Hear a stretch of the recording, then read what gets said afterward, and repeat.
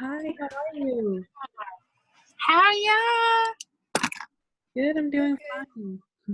How are you?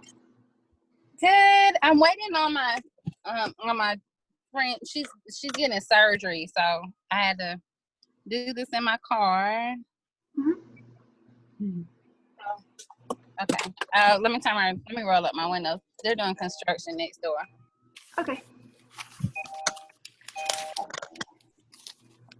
It's gonna probably try to go to my car. I'm gonna tell it no. So y'all staying safe? Yeah, what about you? Yes. Trying. Well, actually, like being everywhere. No. Okay. I'm ready when y'all are. Okay. Steph, do you want to start? Okay, yeah, just give me 1 sec. Mhm. There we go. Okay, can you hear me? Yes. Just fine. Okay.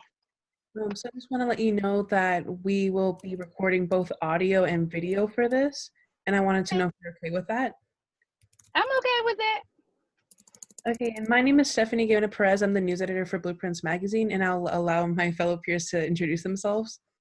Okay. I'm Brittany Lopez, and I'm the assistant editor. I'm Jackie Wright, and I'm the news editor and writing coach and copy editor. Awesome. So I'll get started once you're ready. Okay. Can y'all hear me now? You're a lot quieter. No, hold on. Okay, can you hear me now? Yes. Yeah, that's better. Okay. Okay, let's go. So can you tell us a little bit about yourself? Like, who are you? Where'd you grow up? Where have you lived? Where did you go to school? Okay. So I'm Kirrena. I am the mother of 2 boys, Malachi and Caleb. Caleb's at Coyle in the 7th grade, and Malachi is in the 10th grade at Cedar. He also attends the Career Academy in Athens Tech.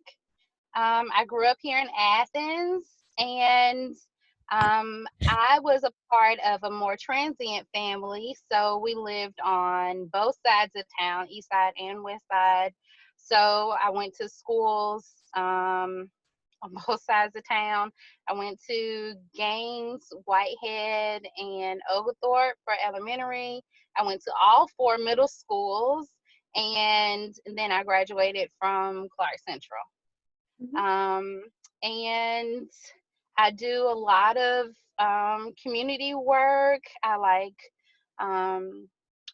helping parents navigate the education system. And what else do I do? I like showing up to meetings across the community and speaking up. But I love Athens and all the good work that does happen here, and just being a part of the change that we all want to see in Athens. So. And can you tell me more about like the community work you've done around Athens? So right now I am working as a neighborhood leader, which is a position that was created out of the prosperity package. And that just means that I am working in a specific zone. Right now I'm zoned for Fowler Drive. And so what I do is get out and meet some of the neighbors there. And because of COVID-19, it looks a lot different than the work that I've done previously, because I have to, one, stay 6 feet away from people. But I am a very community oriented person. So I like having a lot of people around, and I'm not able to do that right now. More recently, a big project that I worked on was with leisure services and the county government with reviving Grand Slam, which is a youth initiative or program that was created to reduce youth violence and deter youth from joining gangs in the early 90s. And so we were able to revive that last summer, and the county did help fund that, or actually they funded all of it. And a lot of just one-on-one interactions where this, like, if a parent calls me or inboxes me and says, you know, I'm having this issue at the school, or I'm not sure at how to, you know, get a solution to a particular problem, I will reach out to, like, people that I know or coach them on how to like keywords to put in emails, or you know, people to tag in emails, or what to say when they go to the school. Or sometimes I'll show up with them to, like, IEP meetings, and just be there for support, or go to the district offices if they have appointments there, and be of support. I don't really say anything because I'm not in those instances, because it's not so much my battle, but I'm there for support, so that those parents that I'm there to support have the tools that they need to do it by themselves the next time.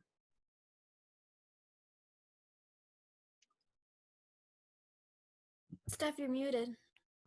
May There I we go. ask if you're currently employed? Yes, I'm currently working as a neighborhood leader. And what is that like for you? That is much like the work that I've always done. It's community based. It just that's what I was saying earlier. It just looks a little different now because of the COVID-19 situation. But just doing more of the same kind of stuff. I do a lot of work with, like, food distributions right now, because we need volunteers there, and really reaching out to people in the community who have always been kind of underserved, and making sure that they at least have access to the resources that are available now due to COVID-19. Mm-hmm. What is your connection to education? So my connection to education, um, education is everything and everywhere. I've My children right now are the biggest connection. Since they started public school, I've been pretty involved all the way from pre-K to now 10th grade, and I've kind of, like, immersed myself in the culture and climate of education. So, yep. Mhm. And do you have a background in connection? In I'm sorry. education? A background in education? Mhm. No. Other than my experience, no. And on your Facebook page for your on your campaign Facebook page, you wrote, "The Mhm. truth is, I have no desire to be politically correct."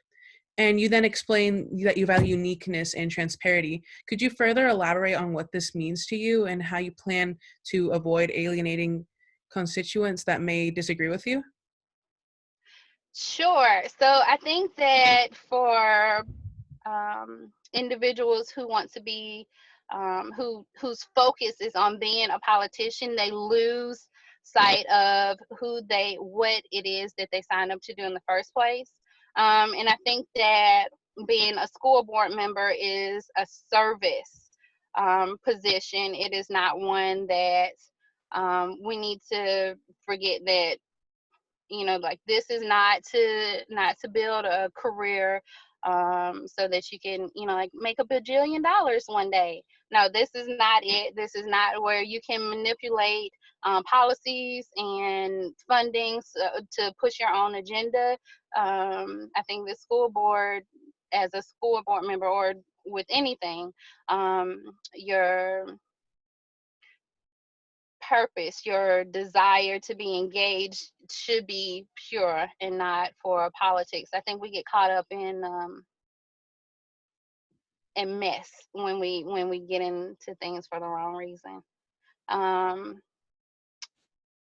I'm not sure about alienating any constituents that would disagree with that. Mhm. And may I ask what inspired you to run? So what inspired me to run was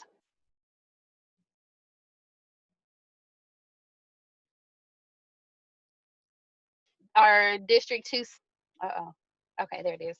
Our District 2 seat has been,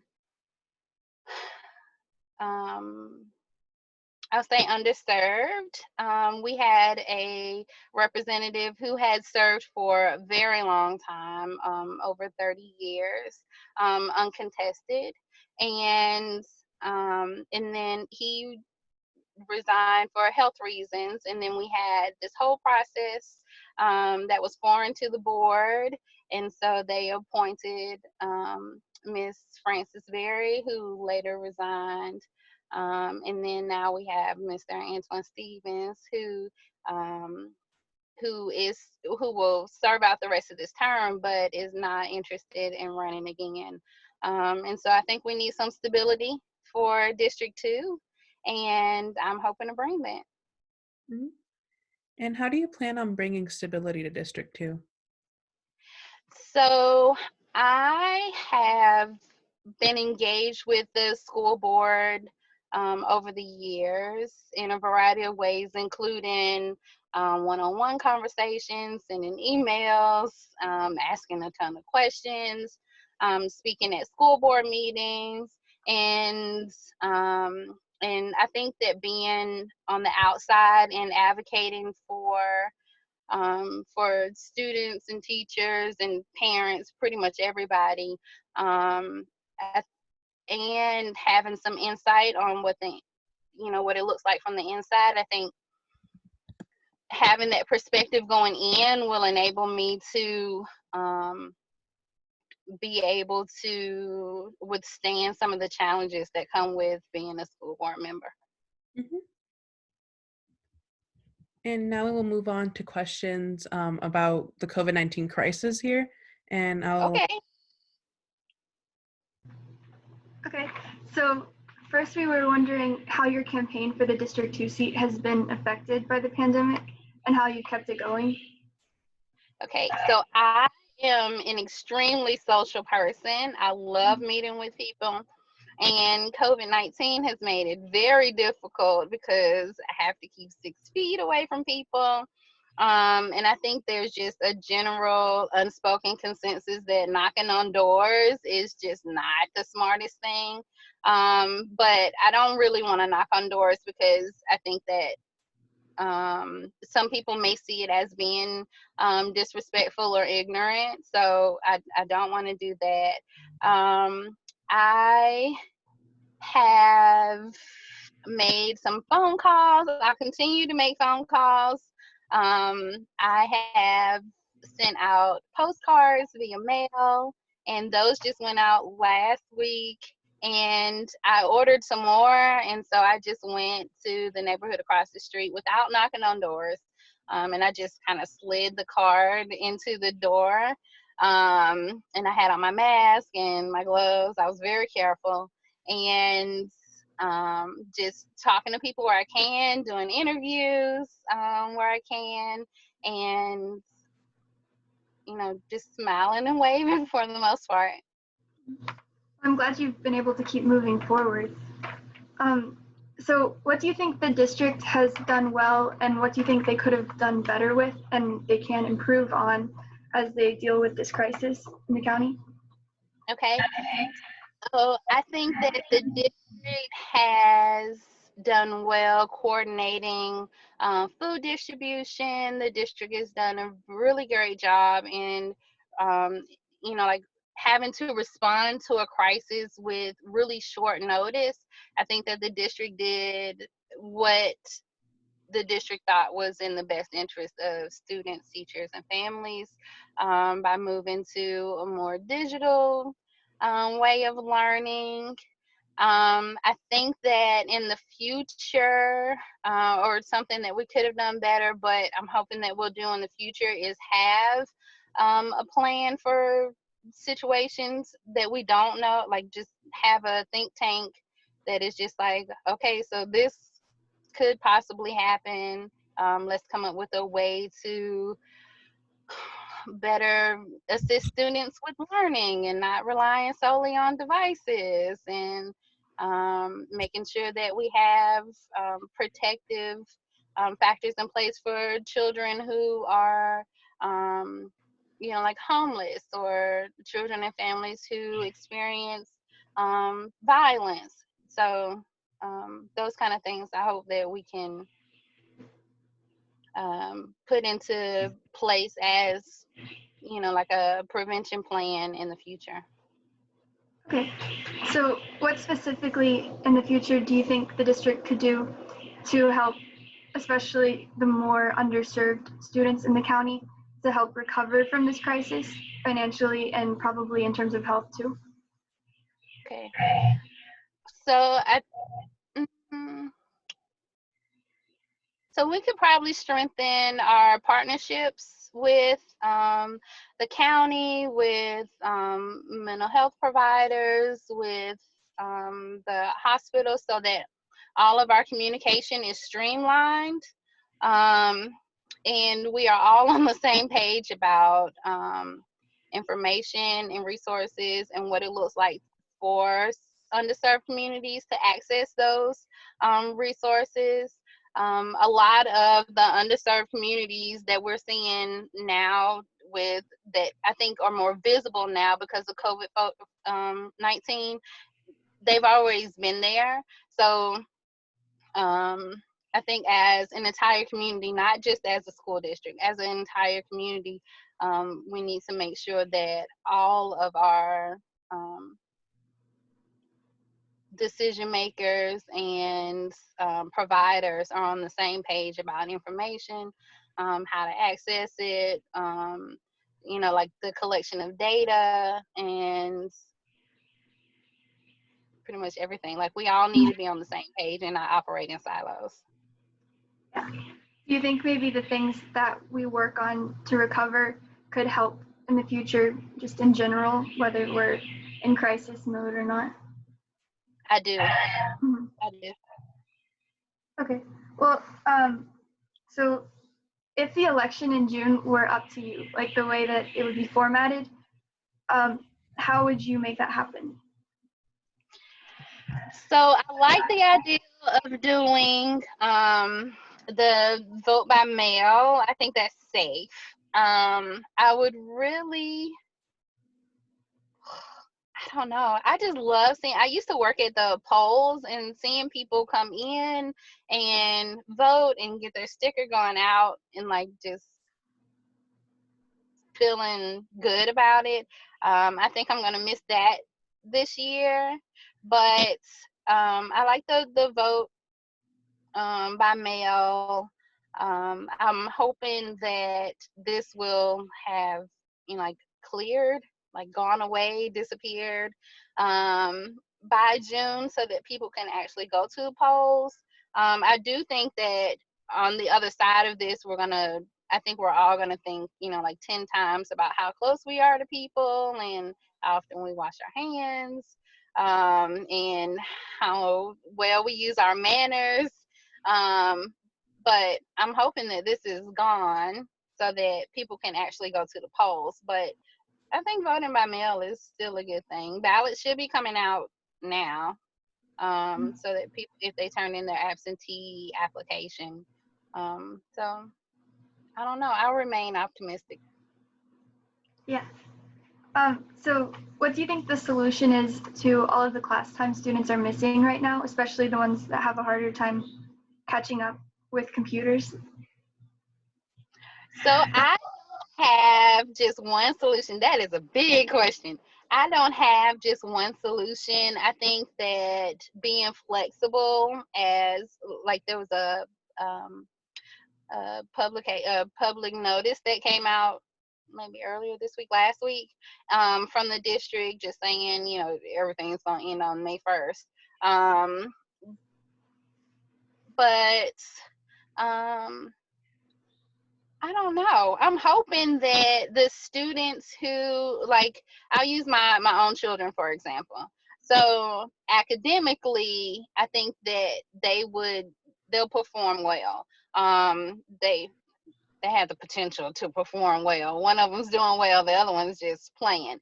But I was not able to stand with them every day and make sure that they were doing work.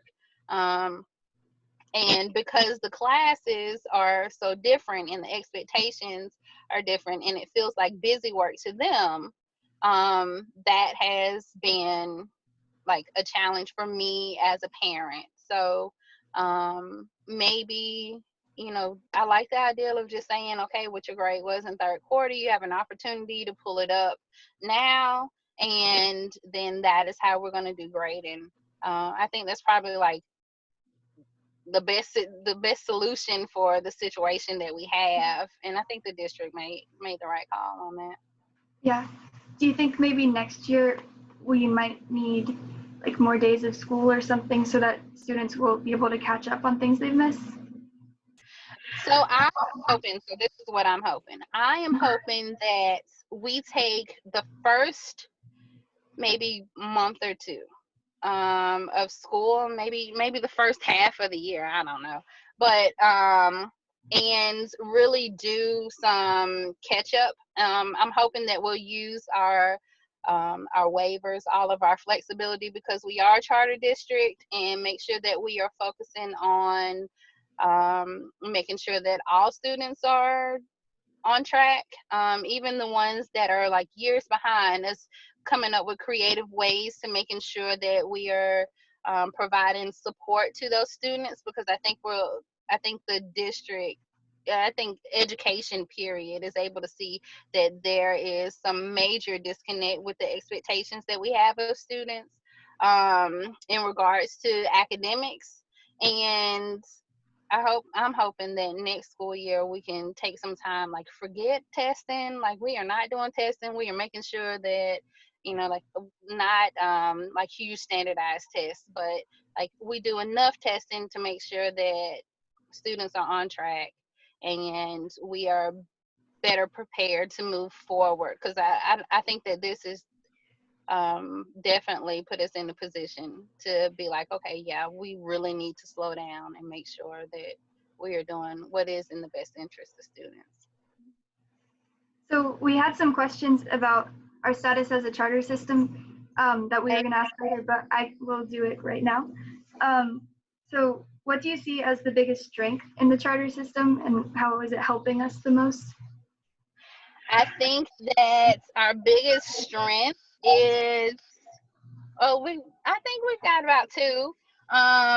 We've got a lot of them, but I'll name two. One is our flexibility.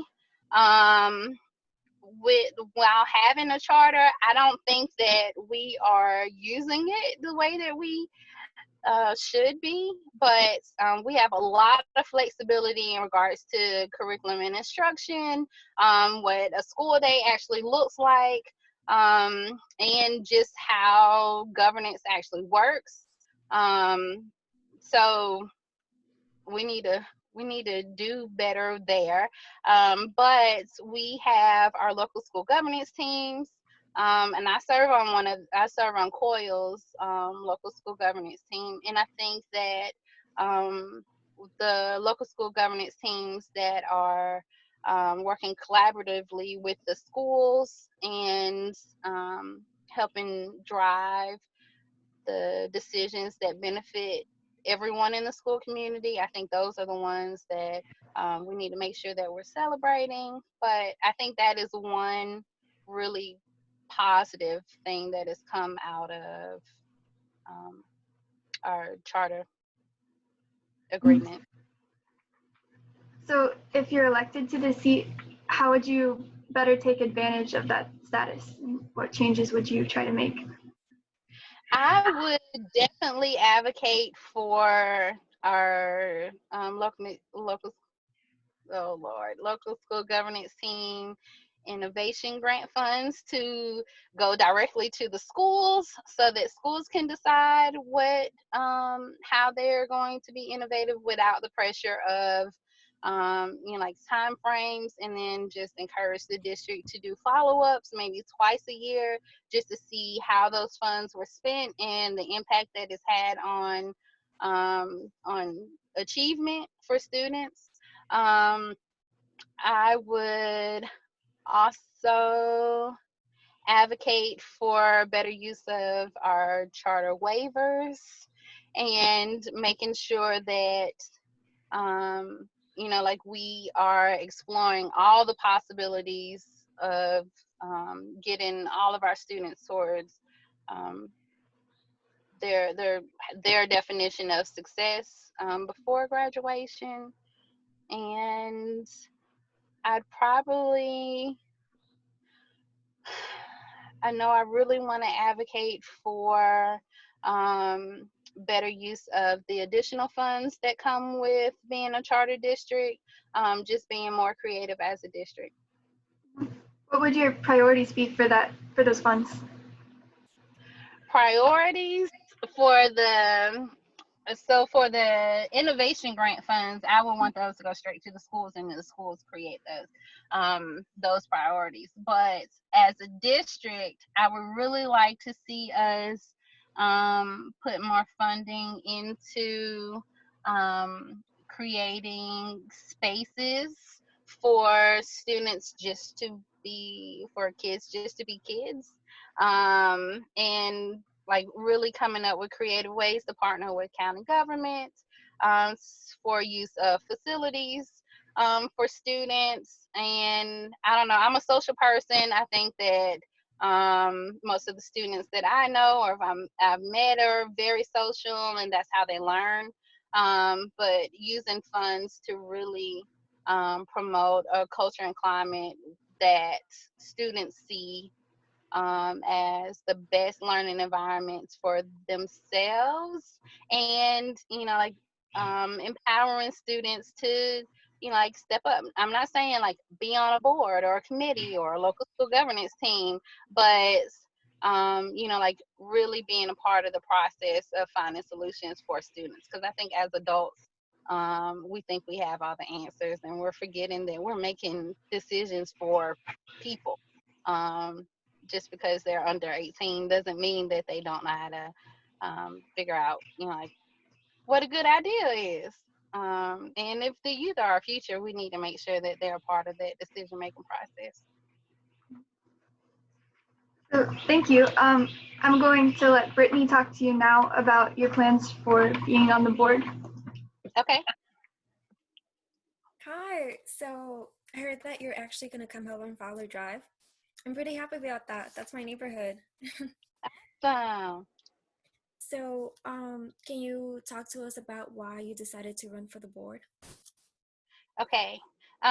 So in addition to the seat being underrepresented, I really would like to make sure that everyone feels like they have a voice. More than anything else, more than that, I want youth and adults to know that you can be a part of the decision-making process. So it doesn't matter what your socioeconomic income is, what your socioeconomic status is, what side of town you're from, or what you look like. You can be a part of the decision-making process. And really encouraging people to get involved. I think a lot of times we wait on someone else to make the best decision for us. And for me, this was an opportunity to just, put my money where my mouth is. Just okay. So I can't complain about people making poor decisions or decisions that don't benefit my children. Here's my opportunity to go ahead and make sure that I'm influencing the decision makers or part of at that table to make decisions that benefit not just my children, but all the children. If chosen to be on the board, how would you motivate the community to be more active? So I think that social media is a beautiful thing, and sharing information that can be shared is something that I think we talk a lot about. Like, we say transparency all the time, but I don't think that anyone has really defined what transparency actually looks like. And transparency for me looks like sharing information at a basic level, and then moving to more complex thoughts and ideas after you've given everyone like the base, like, very informative and relatable information, so that as I get more information, then it's easier for me to share, because everyone understands, kind of where it's stemming from.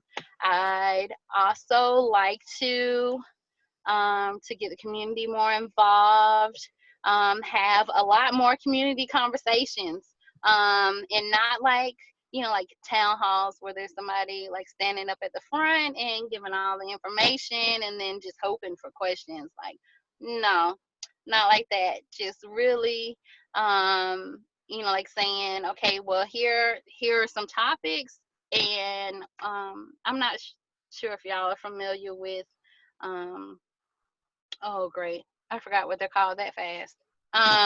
But like sitting and having topics on the table, having someone take in information so that the information comes like organically in, and then taking that information and compiling it and using it as a school board member to better inform decisions. That way the people feel like they're heard, and they can see and feel kind of the benefits of them using the voice. And I think that is like a long-term thing. So giving people, like, where they're comfortable, an opportunity to speak, and then encouraging them to, like, after they do that and they see that something does happen with the information that they shared, then I think that later motivates them to, like, show up at school board meetings and run for school board. So you mentioned how you want to create a more open space so everyone can participate and just to talk about the community and what's best. And Latinx students make up a quarter of CCSD, and they are a big percentage in District 2, yet not one member is Latinx. How will you work to represent your constituents in issues specifically targeting the Latinx community? So I think that not pretending like I am a spokesperson for any one particular group definitely benefits everybody. I'm picking up my sister, so hold on a second. How are you today? Good. How are you? Good, sweetheart. Right back here. Okay. Okay. Yeah. Hold on. I'm sorry. It's cool.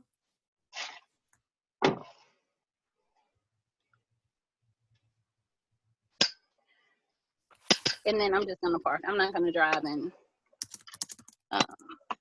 talk, but they're gonna put it in the car. So definitely not pretending like I am an expert, but reaching out to members of that particular community and making sure that I am doing a really great job of listening and learning, and then, hey friend, and like working collaboratively to find solutions and resources. And thank you. I'm gonna pull over here and finish this little interview because I don't want to drive and talk. I'm sorry, y'all. So I think being a really good listener is probably the best thing. And I don't like walking into situations as if I'm the expert, because I think it makes it really hard to learn if you're always the expert. So I'm open to learning about whatever it is that I should, could, and would possibly be able to do If with elected, any population. if So, elected to be on the board, what committees would you want to serve on? what committee? Definitely policy. Policy committees. That one's a really big one for me. I've always wanted to be on that one. And government relations, definitely that one. Because I think collaboration and partnerships are very important. And also finance committee, all of them. Finance committee, and I is escaping me the name of the one for like buildings and facilities, or like the purchase of those. Maybe that's finance committee. I don't know, but I'm very much interested in being on that one too. Why? So you said that you really want to be part of the policy community. Can you tell us why? So the policy committee, they look at the policies that directly impact the decisions of not just the board, but school leadership, to kind of guide us. And there are some policies that I would really like to look at, like the student code of conduct, and making sure that we have a positive version of the student code of conduct. And I don't know, it's something that I've always kind of like, any board or committee I've ever served on, the like looking at the policies has always been something that has interested me, been an interest to me, because I think it doesn't just impact right now, it impacts, like the future. What experiences do you bring to the board that will bring a unique experience?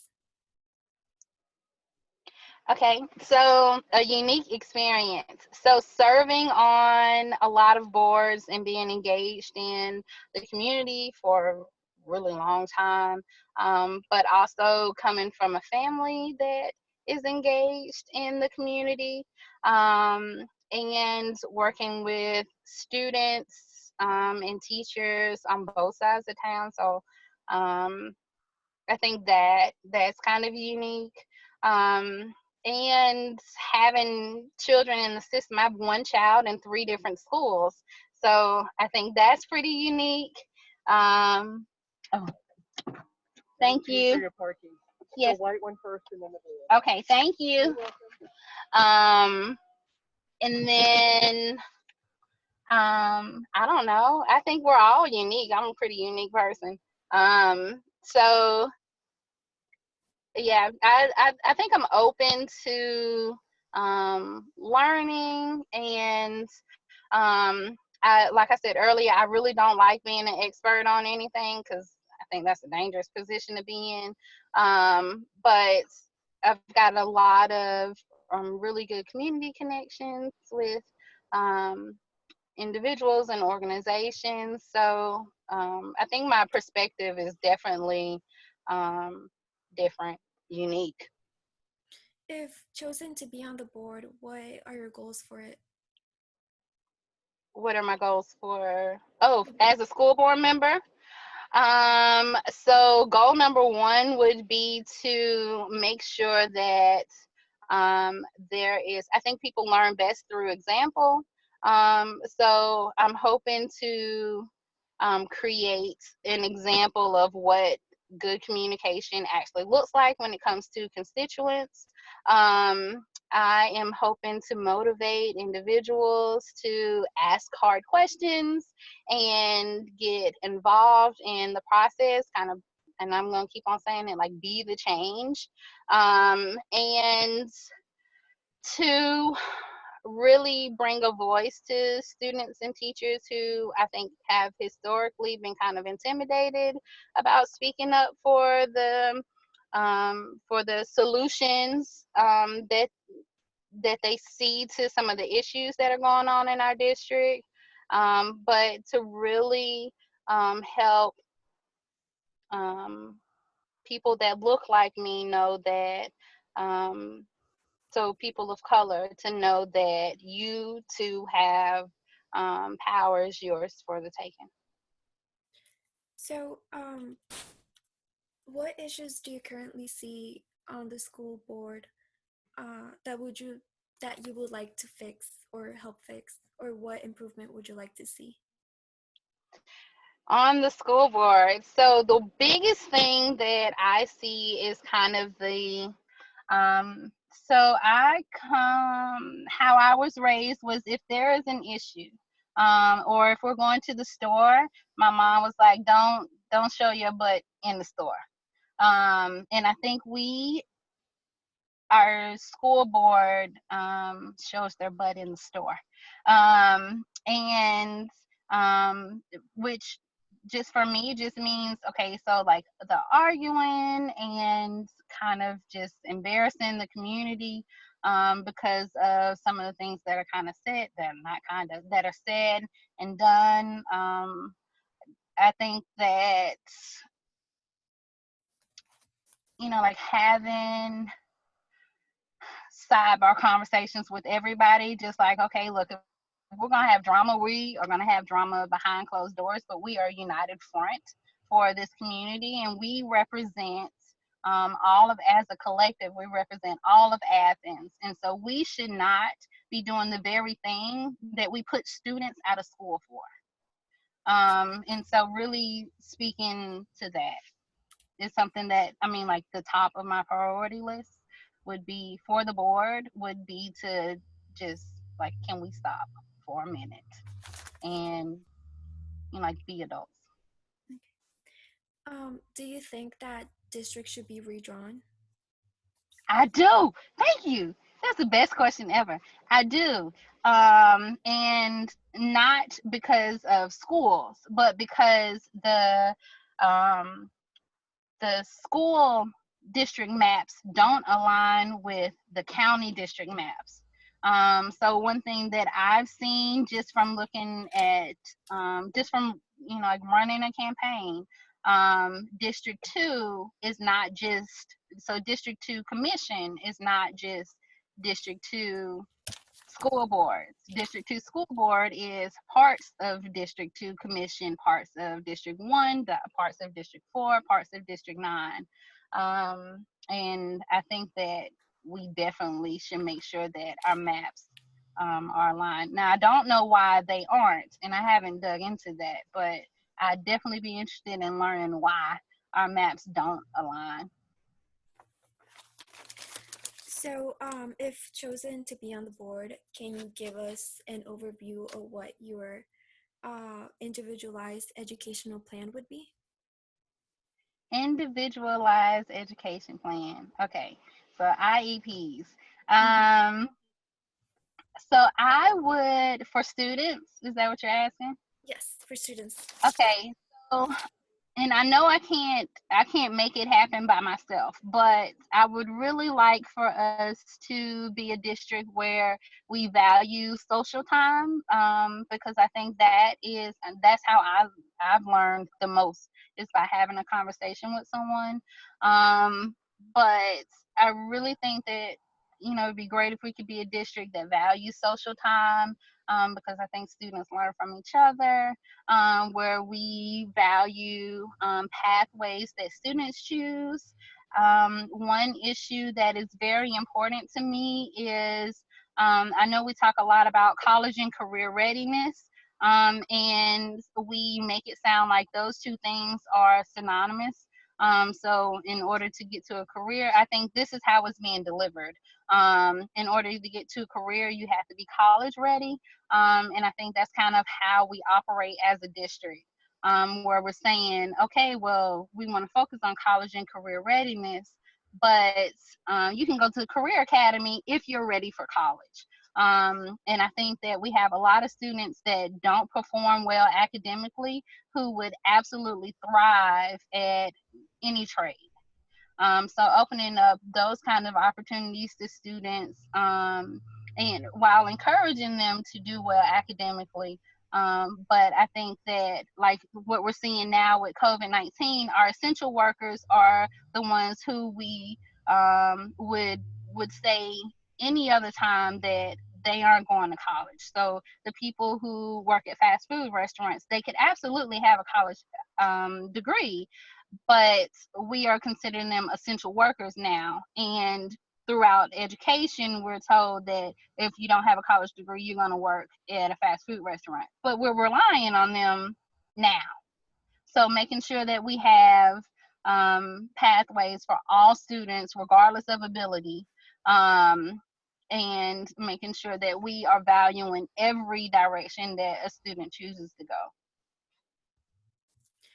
In your opinion, which school programs within schools necessitate greater funding? They need greater funding. So everything in education needs more funding. For students, I would say, okay, so in elementary school, my children were able to participate in clusters, which kind of exposed them to like anything that they were interested in, like dance or music, art, whatever. Definitely our arts programs, and more directly anything arts related. We need to make sure that we put more funding into. But my children were able to participate in clusters. So I think that we need to be more cognizant of how we are spending our funding and making sure that we're putting it into things that students are very much interested in, or like just have an interest in, period. But the arts, and I'm not talking about like art class, but like music and dance, anything that students could do that would be considered extracurricular, we need to make sure that we are putting money into it.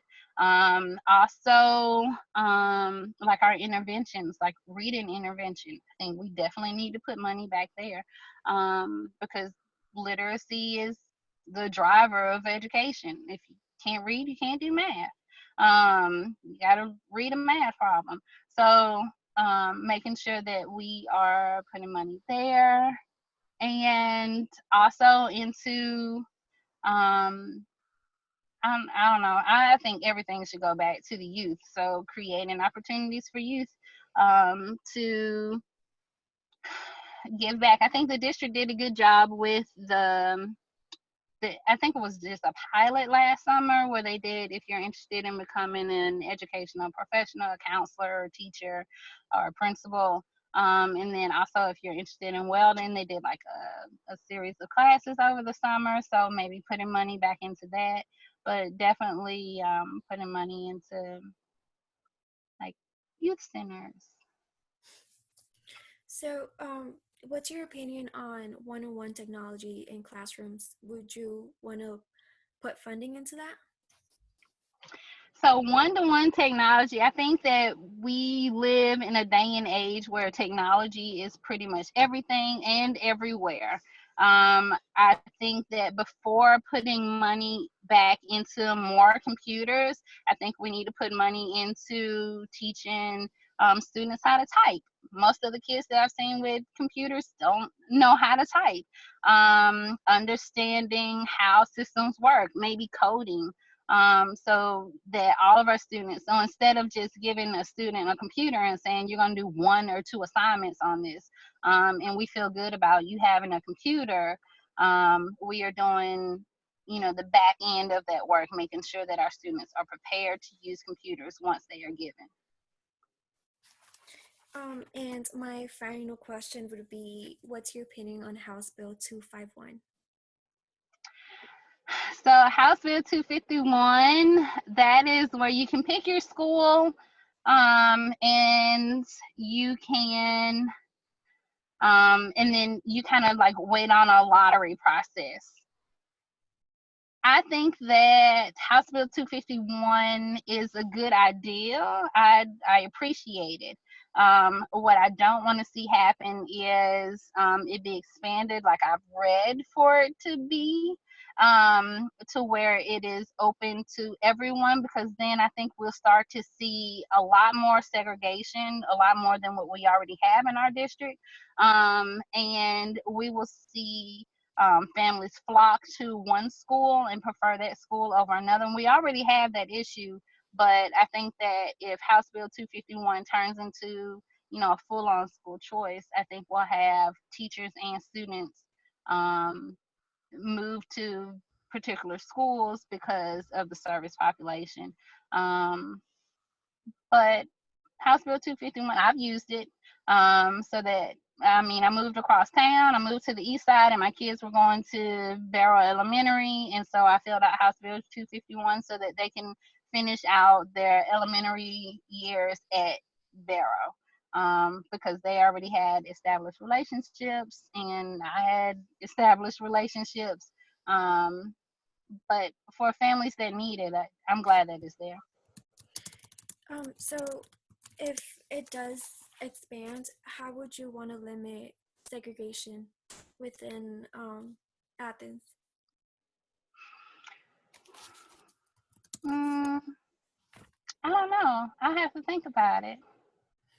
I don't have, yeah, I'm gonna have to think about it. I don't really know. Okay, well, now my classmate Stephany, she will be talking more about other issues. Okay. Okay. So, what is your opinion about Dr. Means going on administrative leave? What is my opinion about Dr. Means going on administrative leave? I don't have enough information to formally form an opinion about the board's decision to place Dr. Means on administrative leave. Okay. And Dr. Means said that he wanted the district to be more equitable, specifically to close the gap in grades between Black, brown, and white students. How much progress do you think he made in those goals? I think that as a district, we need to be open to change and the uncomfortableness that comes with change. I think that Dr. Means was able to at least get us as a community to start having those conversations and facing some hard truths about some of our skeletons that we've been hiding in closets. But other than that, other than just getting people to talk, and there have been some educational opportunities that people have taken advantage of. So I think we're still in like the information phase and not in an action phase, in my personal opinion. How would you work to fix socioeconomic and racial inequalities in CCSD schools?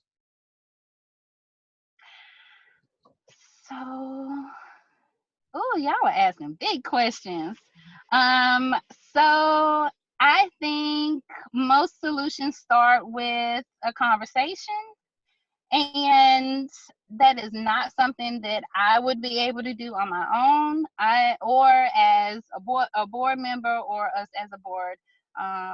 Collectively, I think that is going to take the entire community to really make a priority so that we can get to the point where we can say, as a community, we have made a difference.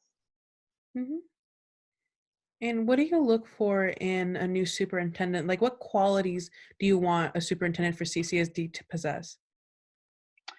So a new superintendent, someone who is open to learning and listening, someone who understands that, with an understanding, knows that education is a business run by policies and policymakers, but with a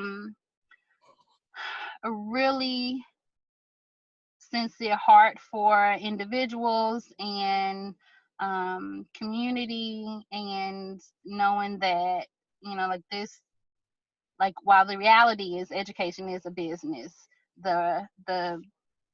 our reality as non-superintendents is that we are all living this.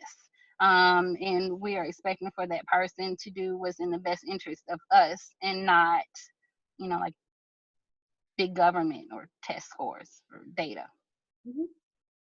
How do you feel about District 2 Representative Antoine Stevens' appointment to the board? How do I feel about that? I think that was a mess, honestly. I think that we as a board, as a school board, I think that we need to have policies in place and procedures to fill vacant seats, and those be understood and communicated so that we don't end up with the kind of mess that we just saw with this last appointment, where I think, it kind of backfired to where they thought there was a practice procedure in place that would work, but I honestly don't think that it worked. Mhm. Are there any specific policies and procedures that you would like to see in place? In regards to appointments. Mhm. Okay. So yes, we definitely need something that works, but we also need it flexible, not fluid. We do need it flexible because we never know what a situation may be. So in the case of District 2, it was Mr. Payne left for health reasons, and so the board was kind of left to, like, figure out what to do next. So maybe having working with the county to figure out another election process, because I don't know if appointments are the best practice for a school board seat, especially when that person is to represent an entire district. Mhm. So it should be left up to the people who live in that district. I guess that's what I'm saying. In your opinion, what specifically made the Antoine Stevens situation a mess? The confusion on how to vote, the miscommunication on just information gathered, and the communication with the public in general about how or why that decision was made. I think the messy part came in, like, with the board and the voting. Mm-hmm. And so Antoine Stevens endorsed your run for the seat. Mm-hmm. What was your opinion on that?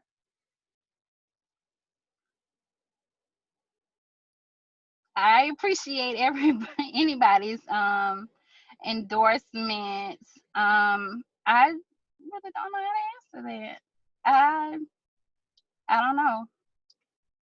I appreciate it, and I appreciate the fact that he thought it was, or he thinks that it is important for him to bring representation to that seat, and that he recognizes that he has a voice and thoughts and ideals that are important. And I'm glad that he did choose to at least throw his name in the hat. I mean, his name in the hat to be a representative for people who live in our community. Mm-hmm. Had you spoken to Antoine Stevens prior to that? Do you two have a relationship?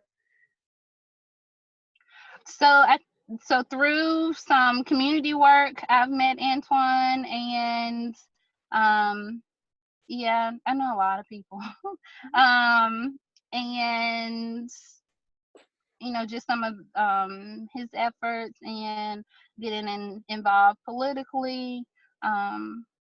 So enough to be appreciative of his endorsement, yes. Mm-hmm.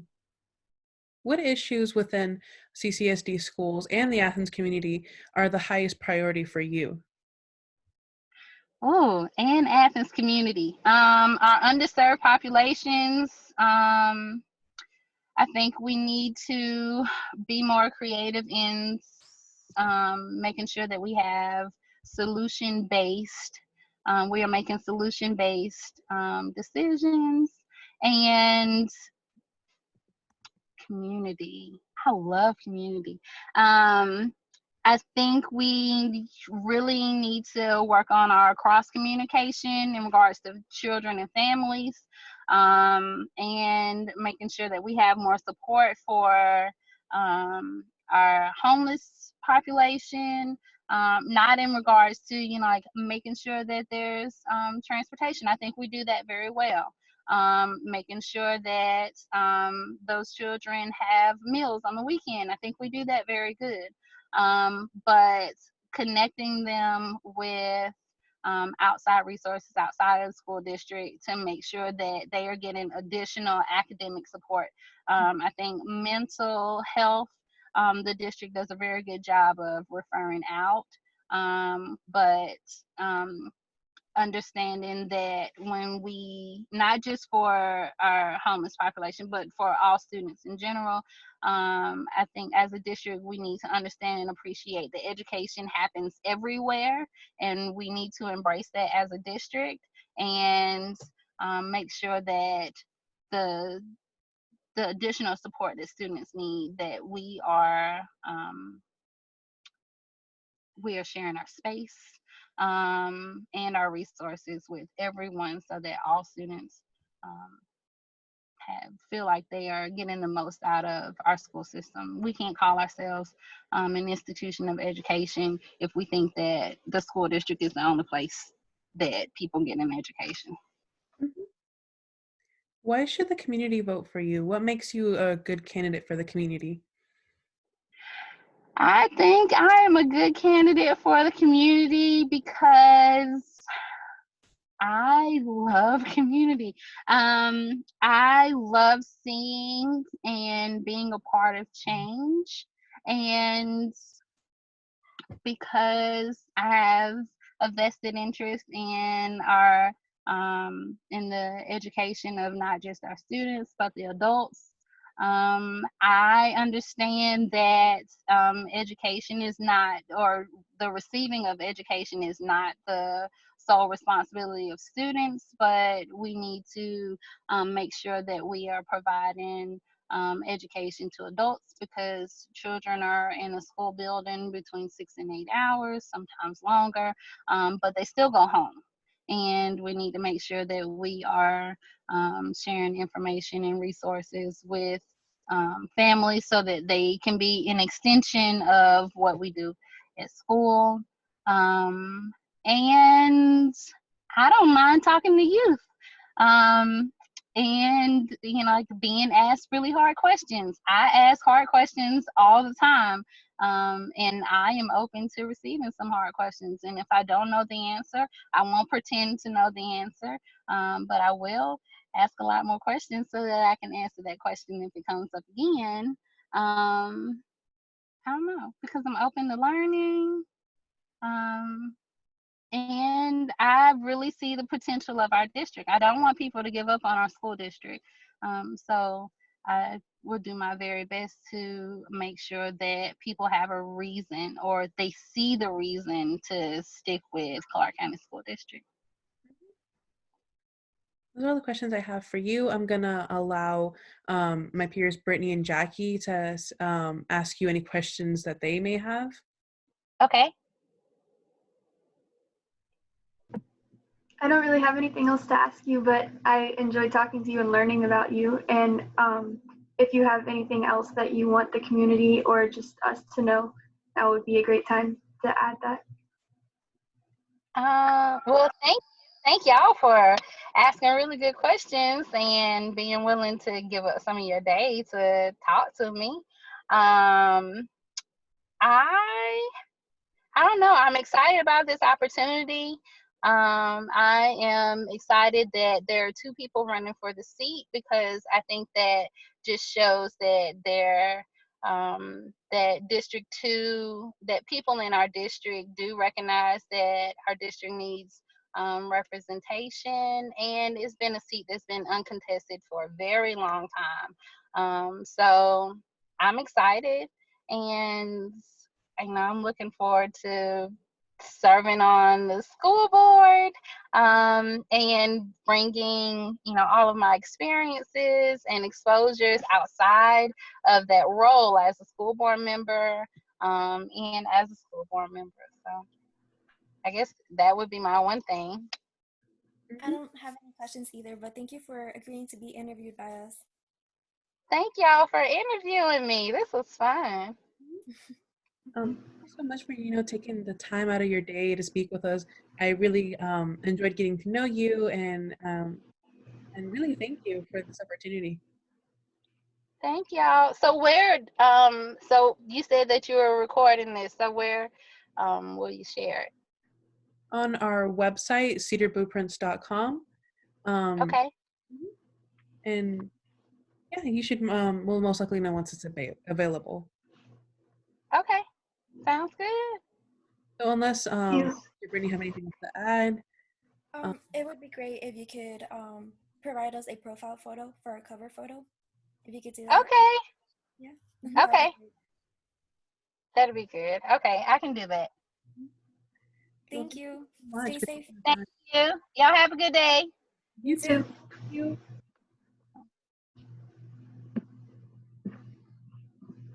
Did it stop recording? Did you leave? Okay, are we still on here? Mhm. No, I was gonna. Sorry, I forgot. I was just gonna tell you guys to, if you guys can stay for just a little bit, just so we can Oh, sure. Yeah, that's. But can it stop recording?